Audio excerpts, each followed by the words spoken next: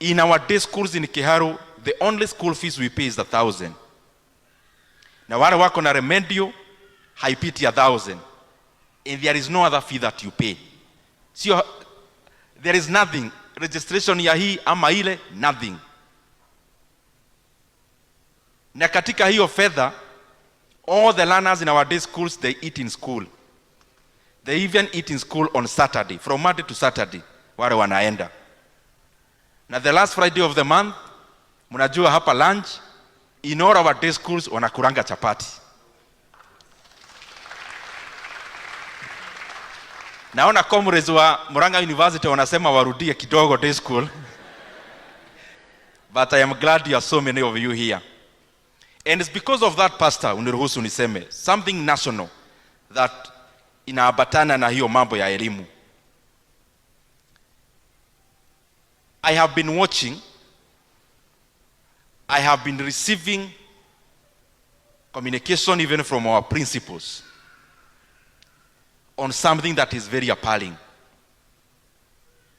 That as a leader, we are not going to allow it to happen. That the Ministry of Education, the government of Kenya, has sent a circular to our principals, purportedly referring to a Gazette notice of 2015, wanting to reduce capitation to our day schools, day secondary schools, from 22,000 to 12,000 shillings. I want to assure you, as a member of parliament, I will do everything possible within my powers to make the government rescind that decision.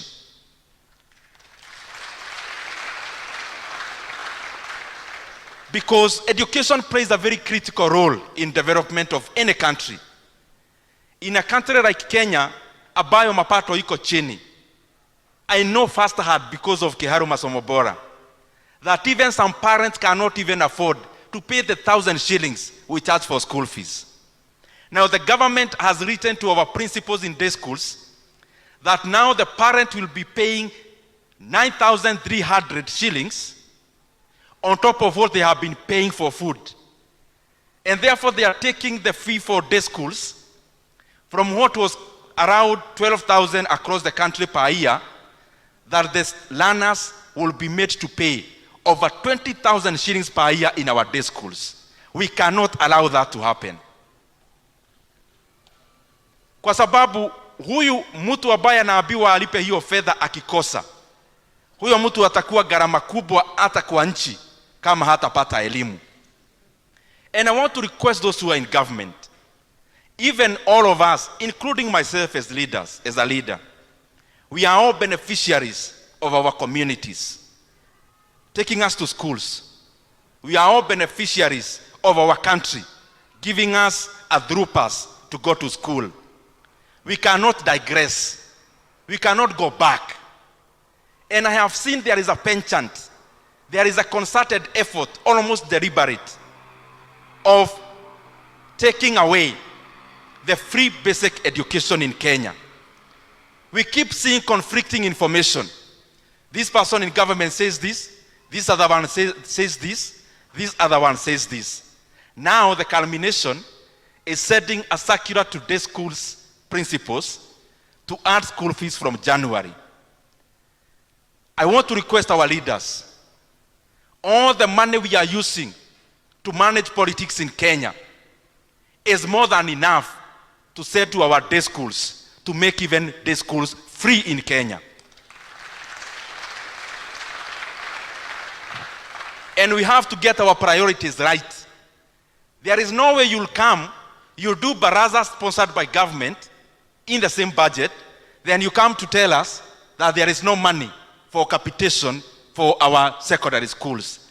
In Kenya, those who are in government, look at us very clearly. And I'm looking at you directly. We are not going to allow any leader to play around with free basic education in Kenya. The second thing, We have had our brothers and sisters, trained teachers, qualified graduates, volunteering as interns in our secondary schools, both junior and senior in Kenya, most of them in junior secondary, with a stipend of 17,000 shillings. Their contract, the one they signed with government, was a one-year contract for internship. Now we are almost in December, because now it's November.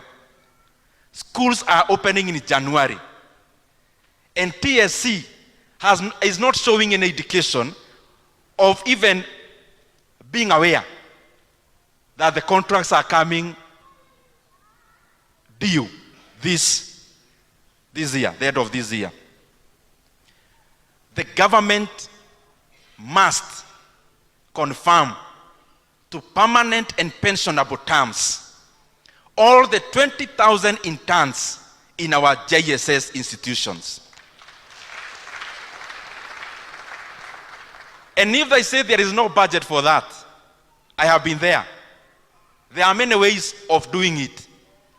The government has a leeway of spending up to 10% of the money outside of the budget. Under the article called 223, they can bring to Parliament for ratification later. So TSC tafadhali, all the JSS interns must be confirmed into permanent and pensionable. If you don't have the budget, as members of Parliament, we are giving you permission, sped, we will ratify later. But as of now, give indications on confirming them to permanent and pensionable terms in January next year. Na ya mwisho, katika hiyo mambo ya elimu, the reason why I am talking with a heavy heart, that we are so aware as leaders that there are by-elections in the country. We are so aware of any political activities that we are having.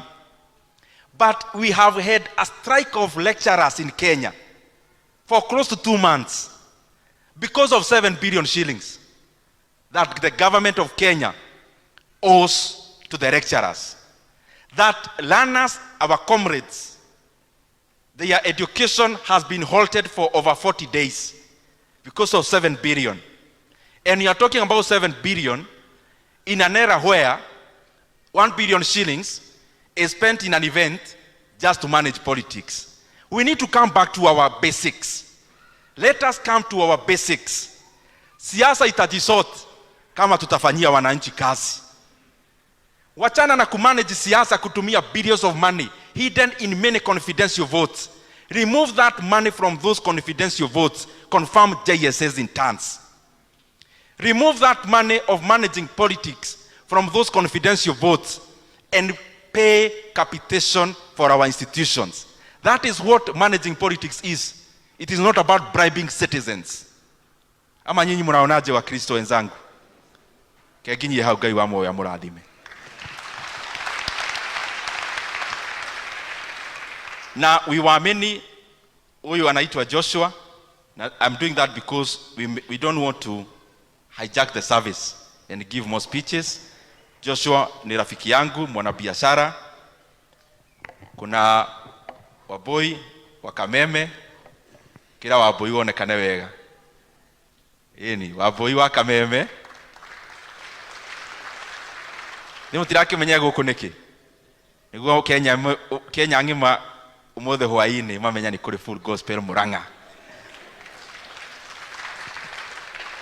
Hena jabai haherite indo ciayo no ngwiciria hiyo na irio itiratora na wega muno no kuria ni ariaga no tutiramenya ni atia. Etagwo Victor Kinothia.